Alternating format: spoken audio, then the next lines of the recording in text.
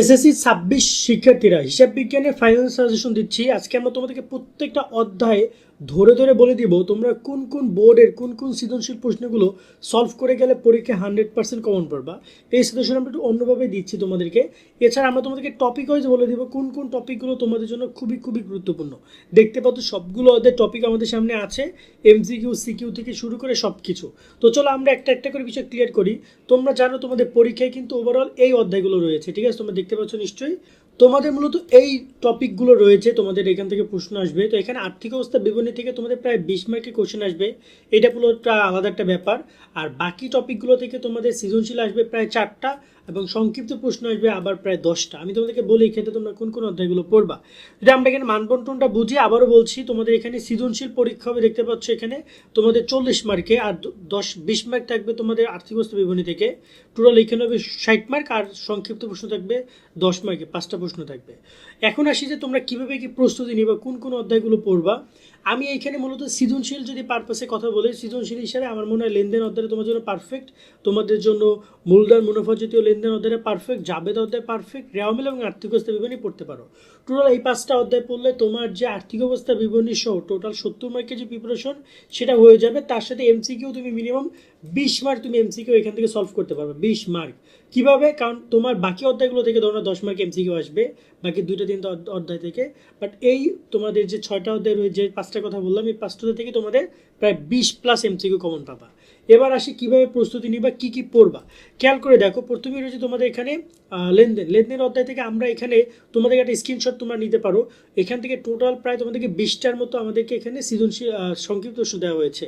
তার মধ্যে গুরুত্বপূর্ণ হচ্ছে বাহ্যিক এবং অভ্যন্তরীণ লেনদেনের মধ্যে যে পার্থক্যগুলো দেখে যাবা, লেনদেনের বৈশিষ্ট্য দেখে যাবা, ঘটনা কাকে বলে দেখে যাবা, ঘটনা লেনদেনের পার্থক্যটা দেখে যাবা, হিসাব সমীকরণ ভেরি ভেরি ইম্পর্টেন্ট, এটা দেখে যাবা, লেনদেনের দৈত্য সত্ত্ব দেখে যাবা, মালিকানা সত্ত্ব কী বা মালিকানা সত্ত্ব বলতে কী বোঝে এগুলো দেখে যাবা।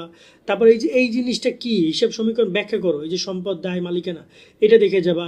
ভাউচার কত প্রকার, কী কী, ডেবিট ভাউচার ক্রেডিট ভাউচার, এগুলো দেখে যাবা। এইগুলো থেকে তোমাদের পরীক্ষার প্রশ্নগুলো আসবে, ওকে।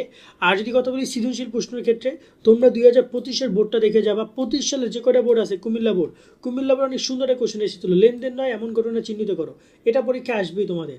তার সাথে এখানে চট্টগ্রাম বোর্ডের 25-এর এখানে কোশ্চেন এসেছে লেনদেন নয়, দেখতে পাচ্ছ যে মোট এমন ঘটনা মোট টাকার পরিমাণ নির্ণয় করো। তো টাকার পরিমাণ নির্ণয় করো এমন এমন লেনদেন যেটা কোনো লেনদেন না, ঠিক আছে? যেমন ধরুন যদি আমরা দেখি এখানে তোমাদের রয়েছে কি রয়েছে, বেতন প্রদান, ব্যাংক জমা প্রদান, এই যে ফরমাইশ 50,000 টাকা ফরমাইশ পাওয়া গেল, এগুলো কিন্তু লেনদেন না। এরকম বেশ কিছু বিষয়, 10,000 টাকা বেতন নিয়োগ দেওয়া হলে 10,000 টাকা, এটা কিন্তু লেনদেন না।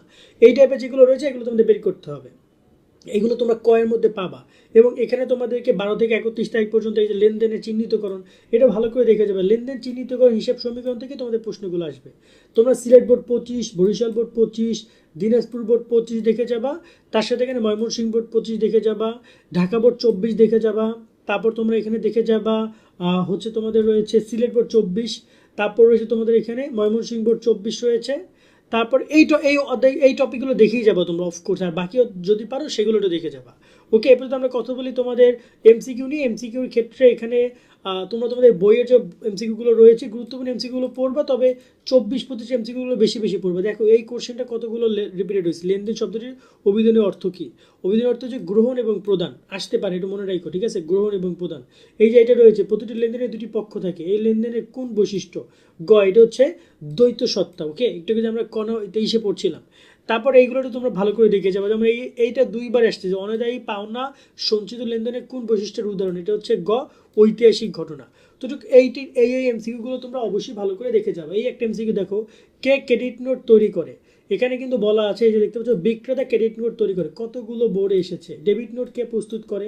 ডেবিট নোট প্রস্তুত করে ক্রেতা।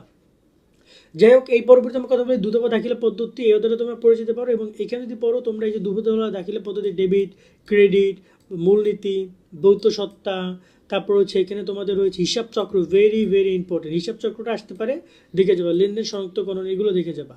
এবং এখানে তোমাদের সৃজনশীলের ক্ষেত্রে Dhaka board 25, Barishal board, Jessore board 25, Chittagong board 25, Barishal board 25, তারপর এখানে রয়েছে Sylhet board, Dinajpur board 25, Jessore board 25, যা যা আছে এগুলো তোমরা ভালো করে দেখে যাবা, ঠিক আছে?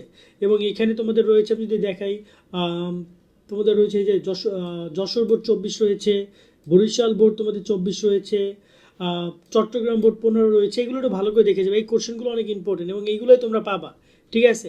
এবং এখানেও এমসিকিউগুলো অনেক গুরুত্বপূর্ণ, এমসিকিউটা ক্লাস আমরা নেওয়া ট্রাই করবো, সো সেগুলো আমাদের সাথে কানেক্টেড থাকবে তোমরা। তো ওভারঅল এই হচ্ছে তোমাদের টোটাল এমসিকিউ। আর মূলধন মুনাফা জাতীয় লেনদেনের ক্ষেত্রে তোমরা এখানে মূলধন জাতীয় লেনদেনের বৈশিষ্ট্য, মুনাফা জাতীয় লেনদেনের বৈশিষ্ট্য, লেনদেন বলতে মুনাফা জাতীয় মূলধন জাতীয় লেনদেন বলতে কাকে বোঝায়, এখানে পার্থক্য রয়েছে মূলধন ও মুনাফা জাতীয় লেনদেন, এগুলো দেখে যাবা। এখানে রয়েছে কেন পুরাতন যন্ত্রপাতি বিক্রয় মূলধন জাতীয় প্রাপ্তি বলা হয়, মূলধন ও মুনাফা জাতীয় আয় এক নয়, এটা ব্যাখ্যা করে, এটা আসতে পারে, অনেক বোর্ডে আসতে পারে। মূলধনীয় জাতীয় ব্যয় ও মুনাফা জাতীয় ব্যয়ের মধ্যে পার্থক্য, এইখানে যে দুইটা পার্থক্য আছে এগুলো একটু ভালো করে দেখে যাবা, 6 এবং 19 নম্বরটা। আর এখানে প্রশ্নের ক্ষেত্রে 25-এর সবগুলো বোর্ড দেখে যাবা, 25-এর সবগুলো বোর্ড দেখে যাবা, ওইগুলো রিপিটেড পাবা, হয়তো বা প্র্যাকটিস করতে হবে তোমাকে অনেকগুলো এন্ট্রির উপরে, কারণ এন্ট্রি এখানে যে কোনো কিছু হইতে পারে। তাই এই যে পয়েন্টগুলো রয়েছে এগুলো তোমরা বেশি বেশি করে প্র্যাকটিস করবা, সেটাকে যে কোনো মূলধন জাতীয় মুনাফা জাতীয় লেনদেনের জন্য বিভক্ত করা যায়। সুবল এইখানে তোমরা সবগুলো 24-25 বোর্ডগুলো দেখে যাবা। একইভাবে যদি আমরা কথা বলি, এখানে তোমাদের রয়েছে জাবেদা, জাবেদার ক্ষেত্রে অনেকগুলো তোমাদেরকে এখানে কোশ্চেন দেওয়া আছে। বিক্রয় শর্ত, এটা ভেরি ভেরি ইম্পর্টেন্ট, তোমরা দেখতে পাচ্ছ এই 2/10 নিট 30, এটা কি এটা দেখে যাবা। বিক্রয় ফেরত জাবেদা কি, সমন্বিত জাবেদা কি, সমাপনী জাবেদা, প্রারম্ভিক জাবেদা, বাট্টা কি, প্রকারভেদ, কারবারি বাটা নগদ বাট্টার মধ্যে পার্থক্য, এখানে সাধারণ নমুনা ছক কয়টি ও কী কী, বা ছক 8টি বলতে পারে, ঠিক আছে, এগুলো তোমরা ভালো করে দেখে যাবা, ওকে। আর এখানে যদি আমরা কথা বলি প্রশ্নের ক্ষেত্রে, তোমরা এখানে 25-এর কোশ্চেনগুলো দেখে যাবো। এই যে ঢাকা বোর্ড, আর রাজশাহী বোর্ড রয়েছে, যশোর বোর্ড রয়েছে, এখানে রয়েছে যশোর বোর্ড, এখানে রয়েছে বরিশাল বোর্ড, সিলেট বোর্ড রয়েছে, বরিশাল বোর্ড রয়েছে, এখানে দিনাজপুর বোর্ড রয়েছে। একাধিক কোশ্চেন এখান থেকে কিন্তু এসেছে, তোমরা এগুলো সলভ করে যাবো পরীক্ষা কেন্দ্রে। 24 এবং হচ্ছে যে 25-এর কোশ্চেনগুলো মাস্ট দেখে যাবা তোমরা। এরপর যদি আমরা তোমাদের সাথে একটা কথা বলি, সেটা হচ্ছে তোমাদের পরবর্তী অধ্যায় রয়েছে খতিয়ান। অনেকে দেখা যায় খতিয়ান অধ্যায়টা স্কিপ করতে চাও, চাইলে স্কিপ করতে পারো, তবে এখান থেকে সংক্ষিপ্ত প্রশ্নগুলো পড়বা। অনেকেই কিন্তু এই যে টিছকের বৈশিষ্ট্য, টিছক ও চলমান টিছকের পার্থক্য, সিডি সিএফ বলতে কী বোঝায়, বিডি বিএফ বলতে কী বোঝায়, এগুলো দেখে যাবা।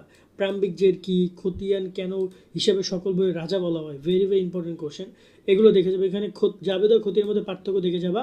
এবং অনেকে খতিয়ান প্রপারলি লিখতে পারে না, অনেক সময় লেগে যায়, তারা চাইলে খতিয়ান স্কিপ করতে পারে, আর পড়লে 24-25 কোশ্চেনগুলো দেখে যাবা।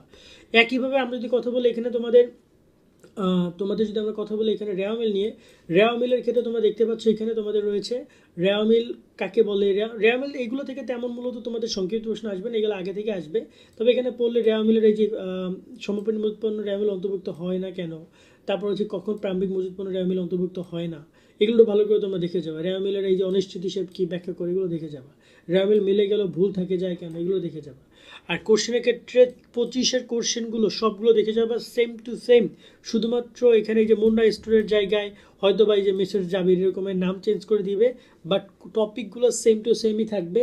এবং এখানে তারিখ দেখতে পাচ্ছ 23 না, এখানে দেখতে পাচ্ছ তোমাদের 24 থাকবে বা 25 থাকবে, মানে কোর্সের আপডেটেড তারিখ থাকবে, বাকি সব কিছুই সেম। বা অথবা টাকা পয়সা একটু হিসাবটা এলোমেলো করে দিতে পারে। তাই তোমরা রেওয়া মিল পড়ার ক্ষেত্রে তোমরা পড়বা মূলধন ডেবিট না ক্রেডিট, ক্রয় ডেবিট না ক্রেডিট, এভাবে করে করে পড়ে যাবা, তাহলে খুব সুন্দরভাবে রেওয়া মিল মুখস্থ করতে পারবা বা লিখতে পারবা। তোমার তো অনেক লেখার দরকার নেই, অঙ্কগুলো তুমি 10টা অঙ্ক করলেই হবে, সারা বই মিলে তুমি যদি 10টা-15টা অঙ্ক করো হবে, বাকি তুমি অন্তপক্ষে 100 অঙ্ক দেখে যাও, ঠিক আছে। এবং 24-25 কোশ্চেনগুলো দেখে যাবা। একইভাবে তোমাদের যদি আর্থিক অবস্থা বিবরণী নিয়ে কথা বলি, আর্থিক অবস্থা বিবরণী থেকে তোমাদের কোশ্চেন আসবে প্রায় 2 থেকে 3টা কোশ্চেন আসতে পারে সংক্ষিপ্ত, মিনিমাম 1টা বা 2টা আসবে, সরি 2 থেকে 3টা না 1টা বা 2টা আসবে, তোমরা একটু ভালো করে এগুলো দেখে যাবা, ওকে। আর যদি কথা বলে আর্থিক অবস্থা বিবরণী, এরকম একটা অঙ্ক তোমরা পাবা। এই অঙ্কে তোমাদেরকে এখানে বলেছে যে তোমরা অবশ্যই অঙ্কটা করার ট্রাই করবে। এখানে 3 থেকে 4টা পার্ট থাকবে, যেমন বিশদ আয় বিবরণী, মালিকানা সত্ত্ব বিবরণী, আর্থিক অবস্থা বিবরণী প্রস্তুত, টোটাল 3টা জিনিস বলেছে এখানে কিন্তু করতে। তো তোমরা এই পুরো জিনিসটার আগে তোমরা লিখবা যে ক নম্বর দিয়ে তোমরা লিখবা বিশদ আয় বিবরণী প্রস্তুত করা, দেন মালিকানার সাথে পরিবর্তন বিবরণী প্রস্তুত করা, দেন হচ্ছে যে আর্থিক অবস্থা বিবরণী প্রস্তুত করা, এভাবে করে করে দেখবা। এবং প্রশ্ন এই যে এখান থেকে সুন্দর করে পড়ে নিবা যে কোনটা কোনটা করতে বলছে, ঠিক আছে। কিন্তু পরবর্তী কিন্তু আবার ঝামেলায় পড়ো না, এইগুলাই করতে বলবে। এবং এই অঙ্কগুলো তোমরা এন্ট্রিগুলো কীভাবে কমপ্লিট করবে তা জানো? এই অঙ্কগুলো সবসময়ের জন্য তোমরা একটা ছক মেনটেন করবা, যেমন উত্তোলন বা মূলধন, 10% ঋণ, ব্যাংক জমা, এগুলো কোন পাশে যাচ্ছে, ডেবিটে ক্রেডিট, এটাকে যোগ হবে বিয়োগ হবে, ঠিক আছে। এগুলো সব একটা লিস্টেড করে রাখবা, বা দেখবা অধ্যায়ের শুরুতে দেওয়া আছে, ওটা ভালো করে চোখ বুলাবা, মিনিমাম 10-12 বার পড়বা এবং এই কোশ্চেনগুলো সলভ করবা। এবং এগুলো কিন্তু কোনো বোর্ডের কোশ্চেন না, আমার একটা চ্যানেলটা স্ক্রিনশট তোমরা নিতে পারো, তোমাদের বইতে যা আছে সেগুলোই সলভ করো, কারণ এগুলো এরকমের কোনো সময় বোর্ডে আসতো না। বোর্ডে আগে আসতো সৃজনশীল, কিন্তু এই বছরই তোমাদের এই আলাদাভাবে একটা কোশ্চেন আসবে সম্মিলিতভাবে, আগে ডিরেক্টলি একটু আগে আমরা যে রেয়ামিল দেখছিলাম না, ওরকমভাবে কোশ্চেন আসতো, কিন্তু এখন দেখো এখানে লেখা আছে বিশদ আয় বিবরণী, মালিকানা সত্ত্ব, আর্থিক অবস্থা বিবরণী, এখন এভাবে আলাদাভাবে এভাবে আসতেছে। এবং এভাবে তোমাকে অঙ্ক দিবে, প্রথমে রেয়ামিলটা দিবে, এই পরবর্তী সেখানে সমন্বয় সমূহ দিয়ে দেবে, দেন তুমি অঙ্কটা করবা। এই আগে যেটা হয়তো সমন্বয় সমূহ নিচে 3টা অঙ্ক দিয়ে দিত, সহজ সহজ, কিন্তু এখন এই পুরো এক মানে তোমরা এখানে যতটুকু ধারণা করছি যে তোমার 10 মার্কের 2টা আসতে পারে অথবা একটাই 20 মার্কে আসতে পারে। ম্যাক্সিমাম পসিবিলিটি আছে যে 10 মার্কের 2টা করে 20 মার্ক পাবা। ওকে, তো এই হচ্ছে তোমাদের টোটাল সাজেশন, আশা করি তোমরা অনুসরণ করবা। আর টপিকগুলো নিয়ে কী কী বলবো, টপিকটা এই জাস্ট এই টপিকগুলো আমরা যেগুলো বললাম একটু আগে সেগুলো তোমরা ভালো করে দেখে যাও। ওকে, আর যদি আমরা কথা বলি তোমাদের এমসিকিউ নিয়ে, এমসিকিউ এরকম ফর্মেটে তোমাদের এমসিকিউ আসবে, তো সবগুলো অধ্যায় এমসিকিউগুলো পড়বা। যারা আমাদের কোর্সে জয়েন করেছো তারা তো অনেক সুন্দর সুন্দর শিট পেয়েছো, আমাদের এই শিটগুলো পেয়েছো, তারা এইগুলো ভালো করে দেখে যাবে যে কোনটি রেয়ামিলে ক্রেডিট দিকে বসে।